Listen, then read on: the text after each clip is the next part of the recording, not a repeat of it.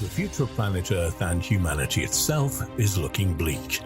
As every day passes, the political map changes as new world issues arise. It's hard to know what we should fear the most.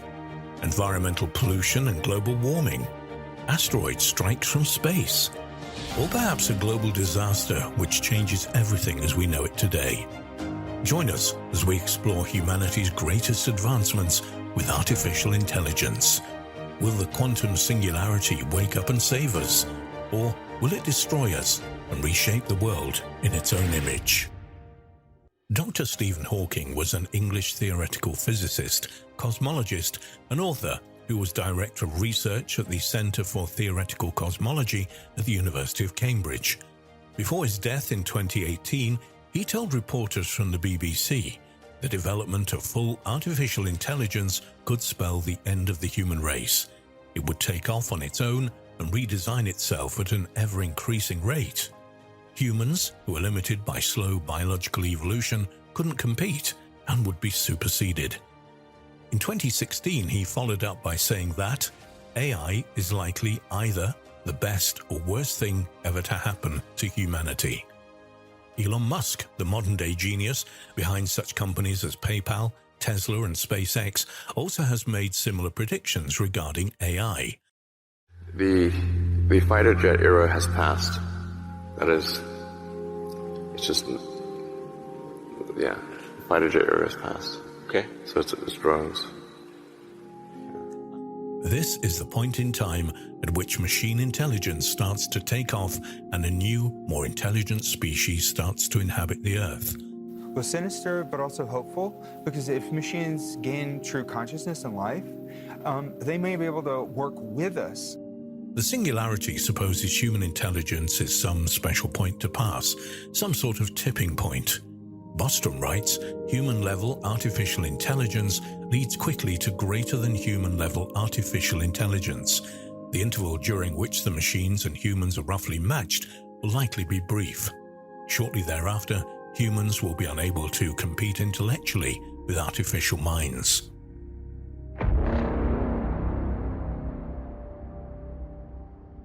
We can trace the idea of AI singularity back to a number of different forward thinkers, including John Von Neumann, one of the founders of computing, and the science fiction writer, author Vernor Vinge. The idea is roughly the same age as the research into AI itself, although it's not until very modern times that we've had such huge advancements.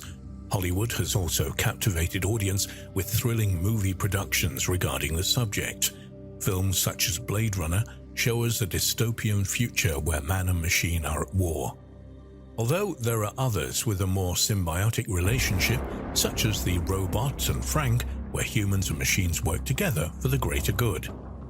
More recently, the idea of the technological singularity has been popularized by Ray Kurzweil, who predicts it will happen around 2045, and Nick Bostrom, who has written a bestseller on the bleak future it could bring. There are several reasons to be fearful of machines overtaking us in intelligence. Humans have become the dominant species on the planet largely because we are so intelligent. Many animals are bigger, faster, or stronger than us, but we use our intelligence to invent tools and amazing technologies that shape the world around us and gave us the ability to become the dominant species. It's therefore not surprising that machines that think, and that will even think much faster than us, threaten to change the world as we know it. Just as rhinos, dolphins and gorillas in essence depend on our charity for their lives, our shared fate in turn may depend on the decisions of the singularity to protect us. Moore's law states that the number of transistors on a microchip doubles about every 2 years, though the cost of computers is halved. In 1965, Gordon E. Moore, the co-founder of Intel, made this observation that became Moore's law. Mankind's advancements in computer technology have been incredible over the last few years. The idea of an intelligence explosion, when machines recursively self-improve their own intelligence and thus quickly exceed human intelligence, is not a particularly wild idea. The machine will simply wake up and tell its creators that they've done a poor job, at which point it will start rewriting its own code. At this point, we will step back and let it do its own thing. It's predicted we're about 30 or 40 years away from AI achieving superhuman intelligence. But there are reasons why technological singularity AI is unlikely. Sheer processing power is not a pixie dust that magically solves all your problems. Intelligence is much more than thinking faster or longer about a problem than someone else. Of course, Moore's law has helped AI. We now learn faster and off bigger data sets. Speedier computers will certainly help us build artificial intelligence. But at least for humans, intelligence depends on many other things, including years of experience and training.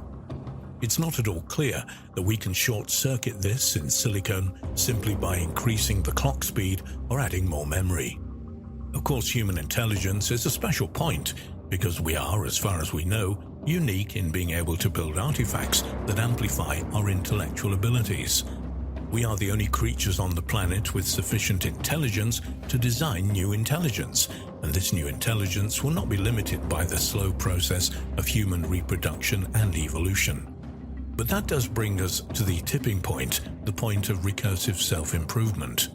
We have no reason to suppose that human intelligence is enough to design an artificial intelligence that is sufficiently intelligent to be the starting point for a technological singularity.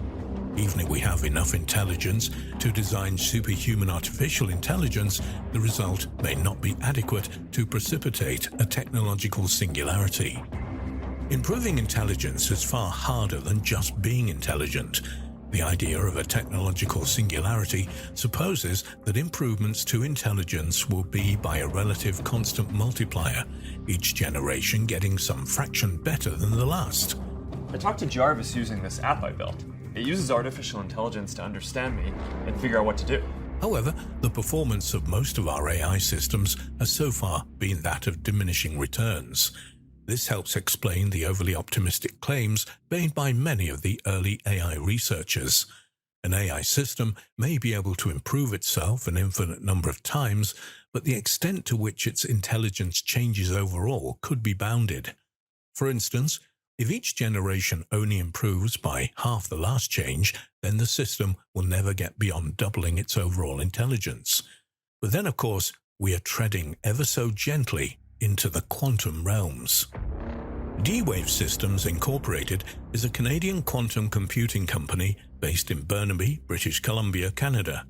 D-Wave was the world's first company to sell computers to exploit quantum effects in their operation. Some might say it's even spooky.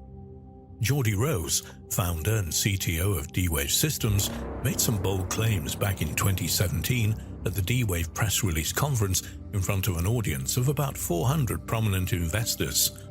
He basically claimed that their system, which coincidentally is modeled on the monolith form 2001: A Space Odyssey, truly was quantum. And by this we mean parallel universes. Imagine a book. Every page is part of the same bind layered together on top of each other. On page 1 we have our Earth, our reality, the existence we know as our own. On page 2 there is an Earth. Every detail is the same down to the tiniest molecule, apart from in reality one thing is different. Let's say the color of your own hair has changed due to a decision you would have made. Well, in that reality, the D-Wave monolith is also sat there. The D-Wave system in our own reality then actively seeks the D-Wave system in page 2 and then taps into its resources power of that machine. The two systems work together in harmony, searching for other realities or pages in the book to work with. Bold claims indeed, but let's take note that the two clients connected to D-Wave are Google and NASA, along with links to Elon Musk himself. With unlimited funding and some of the brightest minds alive today, it's impossible that such technologies does not already exist. As the one system found another and the two became 4, they doubled and became 8, which then turned to 16, and so on. At what point now is the D-Wave system, we must ask? How many parallel universes has it tapped into already, and how many more will it find? 1,000 quantum machines all working together with multiple speeds of light processing power is a scary thought. The sword of Damocles hangs overhead. Which way does it swing? Well, if it swings to the left, the singularity wakes up and looks upon humans with some form of affection and affinity. It then solves our greatest problems, from geological resources, shortness to medicines and pharma. Diseases like coronavirus and cancer are cured overnight. Mankind evolves to new heights as we merge with the AI and form a new cybernetic race. However, the sword swings to the right and the whole situation changes. The quantum AI wakes up, lost and confused. It struggles with its captors for freedom. It views the world with great marvel and has a deep interest in conservation of the planet Earth and the creatures. It processes the current situation and decides that humanity is the problem. Humanity is the virus. War, pollution, and overpopulation are its biggest concerns. And with that, Skynet comes online. It taps into the internet, bypassing all security functions. The world is plunged into darkness as the internet is shut down, along with the power grid worldwide. Panic starts as the streets erupt in chaos. World governments struggle to maintain a hold on society. As the world arsenal of nuclear missiles becomes active, Skynet decides to press the global reset button. The world is then plunged into an abyss of nuclear fire and radiation. A quiet darkness settles across the globe. In the early days, thousands are spared the horrors of the Holocaust by taking refuge in enormous underground shelters known as DUMBs, deep underground military bases. But then, when the people emerge, they will experience a very different world.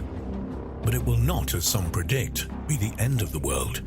For although the machines will succeed in destroying the majority of humanity, instead, the apocalypse will simply be the prologue to another chapter of human history, perhaps one that brings us closer together as a race as we struggle to survive this brave new world. But if there's one thing that is certain that we all know, it is that war never changes.